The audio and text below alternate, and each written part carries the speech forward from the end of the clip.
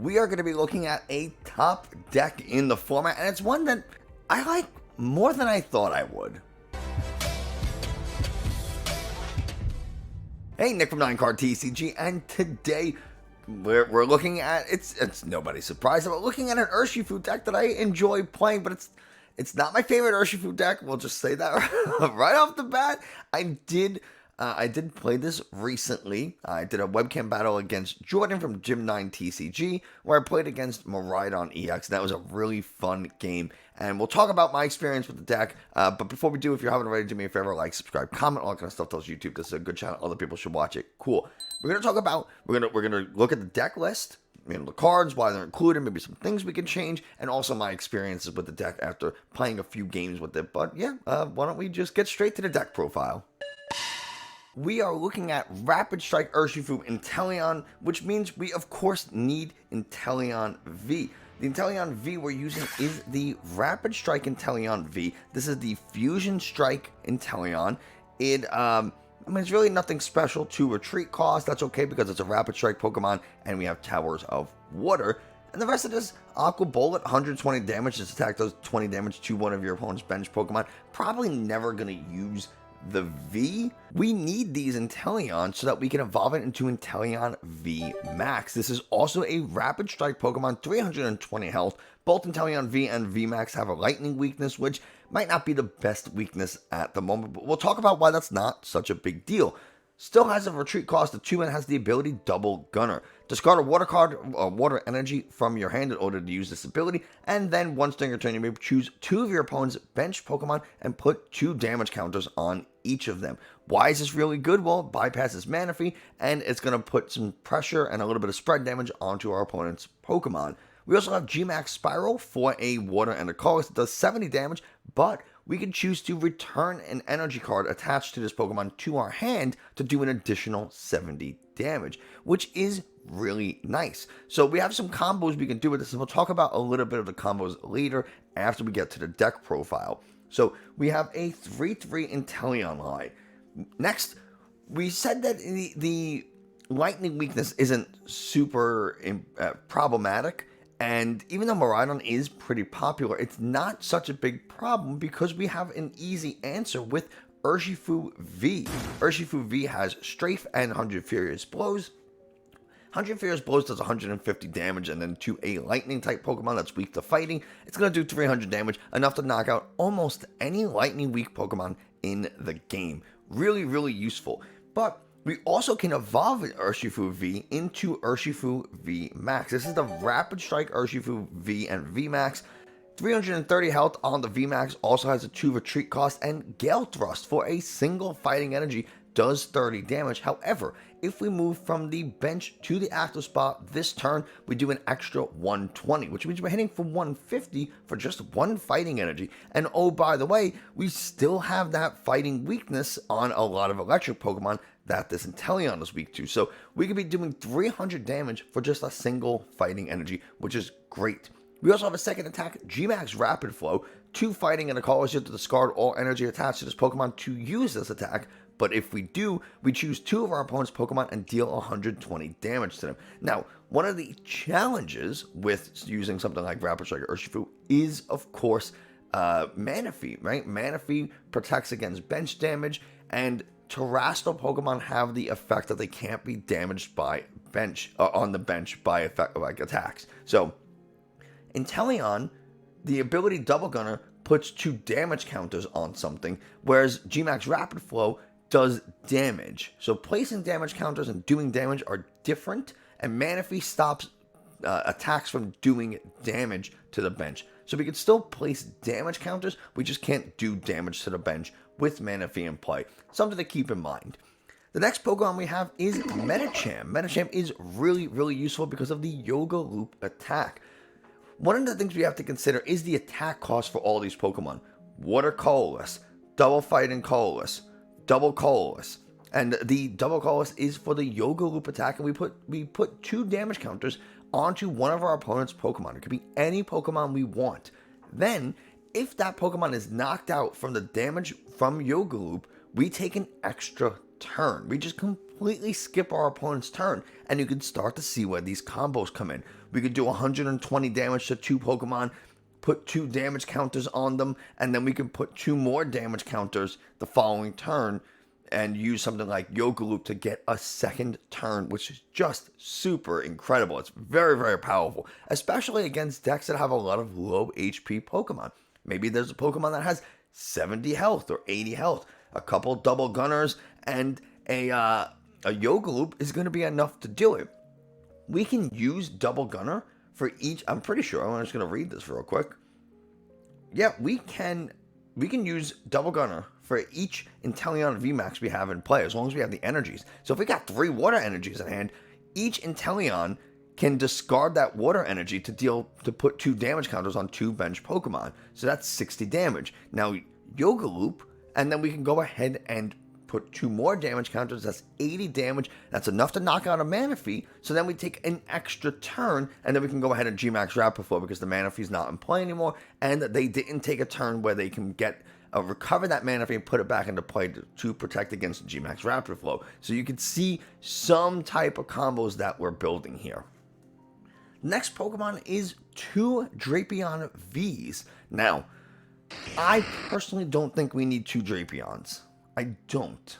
But if you're really worried about the Gardevoir matchup, it doesn't even help that much with the Gardevoir matchup. If you're really worried about the Mew matchup, you can have 2 Drapions.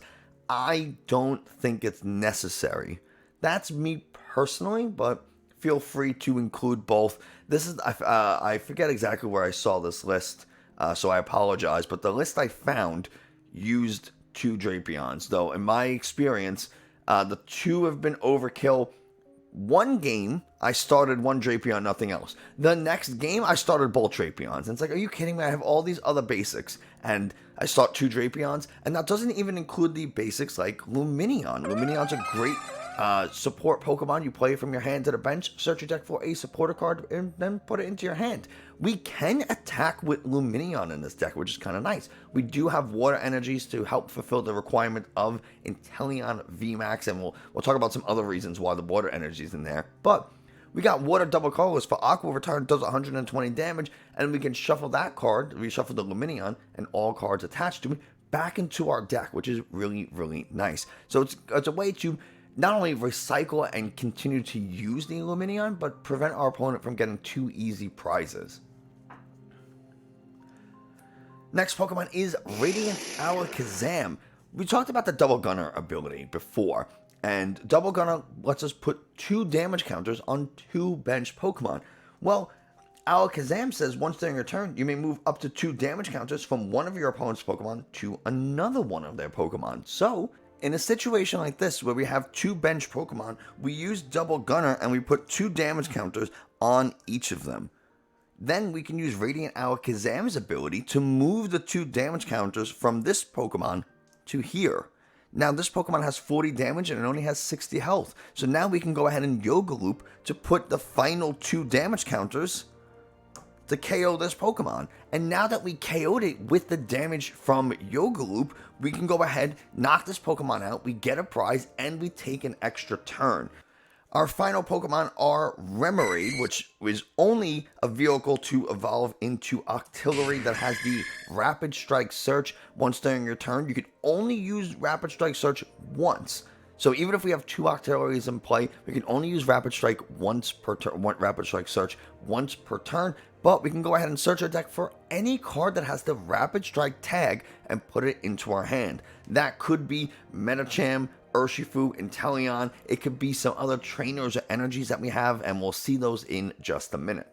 So we have all these Pokemon, but we need a way to find them. Well, one easy way is Hisuian Heavy Ball, which lets us look at our face-down prizes and take a basic Pokemon in our prizes and swap it with Heavy Ball. So if we really need to find an Inteleon V first turn, we can go ahead and use Heavy Ball, which is really, really cool. 4 copies of Nest Ball just lets us search our deck for a basic Pokemon and put it directly onto the bench. It is worth noting 2 things.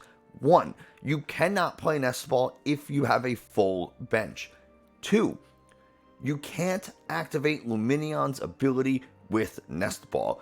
Lumineon says it has to go from your hand to the bench. Nest Ball, it goes from the deck to the bench. So because it never goes from your hand to the bench, Luminion's ability does not activate. So what you have to do is use Ultra Ball. We have 4 copies of Ultra Ball. Discard 2 cards from your hand in order to use it, and then search your deck for any Pokemon and put it into your hand. This is a great way of getting Luminion. It's a great way of getting any Pokemon that we need, or just thinning our hand out a little bit, thinning the deck out a little bit. We don't really have a ton of reasons to thin the hand in this deck, outside of maybe 1 or 2 supporters, but for the most part, it might help us thin the deck, and it will definitely help us find a Pokemon that we need. Ultra Ball is an incredibly powerful search card. We do have to move Pokemon around a little bit, so we have a copy of Escape Rope. This is really useful for if we have something in the active, we can then go ahead and bring something else up from the bench to the active, and our opponent has to move something from the bench to the active as well. Your opponent always has to choose first,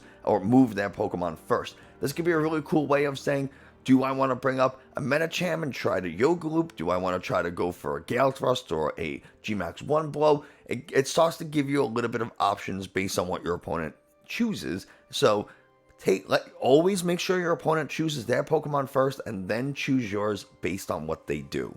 We have Echoing Horn. Echoing Horn is a Rapid Strike card, so it can be searched for with something like Octillery. And what this does, it gets a basic Pokemon from your opponent's discard pile and puts it onto their bench. This is nice for 2 reasons. One, you start to fill their bench with Pokemon they may not want in play, so that maybe they can't Nest Ball, maybe they can't bench something else.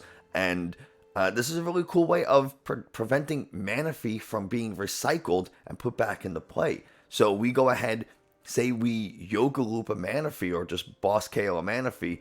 Well, after we KO that Manaphy, if they don't get it back the next turn, we can Echoing Horn something else onto the bench and try to bench lock them. It also keeps them from playing things like Lumineon or other support Pokemon that they might want to. So Echoing Horn's a really good way to block your opponent from doing things, but also it's a really nice way of getting Pokemon into play that maybe we can knock out a little bit easier. We can go ahead and play Echoing Horn to get up a Miraidon EX out of the discard, which then we can play something like Escape Rope to get Urshifu VMAX into play, into the active, and now Gale Thrust is going to do 300 damage, so when we boss up that Miraidon, we now get 2 easy prizes. So there are different ways we can use Echoing Horn. It can be defensively, it can be offensively, but it's a really cool card, and it's just a one-of, so if we don't need it, we don't have to play it, or we can discard it with Ultra Ball. We do want our own recovery options, and the first option is Palpad, which lets us get 2 supporters from our discard and put them back into our deck. We also have 2 copies of Energy Retrieval, so we can get some water energies out of the discard to either reuse with Double Gunner or just start to attach to our Pokemon. Our final item is actually no longer an item, it's a tool card. Remember, with Scarlet and Violet, tool cards are not items anymore. So even though it says item in the top right here, that is considered outdated information, and tool cards are their own separate category. So if you have a card like Irida that says search your deck for an item card and a water Pokemon, you can no longer get Forest Seal Stone because it's no longer considered an item. It is tools and items that have now been separated. Just want to make sure that's ultra clear. What does Forest Seal Stone do? Well, it's a card that we attach. It's a tool, and it has a V-Star power. So we have to attach it to a Pokemon V, and we can use the ability once per game. But the ability is super strong. Star Alchemy says go ahead and search your deck for any card you want and put it into your hand. What makes this extra nice is that we can use this even with Path of the Peak in play. Path of the Peak turns off Pokemon with Roll Box's abilities. So Double Gunner can't be used, Wild Style can't be used, Luminous Sign can't be used, and Painful Spoons on the Radiant Alakazam can no longer be used with Path of the Peak in play. Now, we have a few ways of dealing with Path of the Peak. We can go ahead and Rapid Strike search for a Tower of Waters. So we can go ahead and then just put it into play to get rid of the Path of the Peak, and now we have the Tower of Waters. But let's pretend we already used our Rapid Strike search, or we have to use it for something else, maybe an energy. We can go ahead and then use Forest Seal Stone to get us any card we want, or you can do it the other way around. You get a Rapid Strike card with something like the Rapid Strike search, and then you can go ahead and search your deck for any non-Rapid Strike card with Forest Seal Stone. It's just a way to make sure you have the combo pieces you need. Next up, we have our supporters, and these are actually a really interesting count of supporters. We have something like Clara, so we can get either, we can do one or both, up to 2 Pokemon from our discard pile, and or 2 basic energies from our discard and put them back into our hand. This is really another way to recover some energy, so we can use with Double Gunner. We can go ahead and attach to attack or retreat, whatever it is we need to do. We want to recover a Radiant Alakazam that might have been KO'd, maybe Mew VMAX. We only have 1 Drapion. They knock out the Drapion, and they don't have a Lost City in play because they're playing more Path of the Peaks. We can go ahead and then use something like the Forest Still Stone to get Clara, so we can go ahead, Clara, energies, and the Drapion, and then attach an energy to something that has a retreat cost of 1, like Lumineon, or we get a Tower of Waters in play. We can retreat pretty much any of our Pokemon, and then attack with the Drapion for free, and then there you go. So Clara is really, really useful there. We have a copy of Cheryl, and what Cheryl does is it heals all damage from our evolution Pokemon, but we have to discard all the energies attached to it. Now, this is really not a problem in this deck for 2 reasons. 1, Gmax Spiral on the Inteleon V says if you put an energy back into your hand, we do more damage, which is something we probably want to do anyway. Gmax Rapid Flow says that we have to discard all the energies from that Pokemon to use the attack. So, both of our evolution Pokemon probably aren't going to have energies attached to it. If the Urshifu does have an energy attached to it, it's probably only 1, and we might be able to deal with discarding that energy depending on the situation. So, this is a really nice loop that we can do with Cheryl and Inteleon, especially against things like maybe Lost Zone decks that, if we're lucky, don't have a Raikou, or we are able to knock out the Raikou, something like that. We can go ahead and use Cheryl so that they can never really KO us.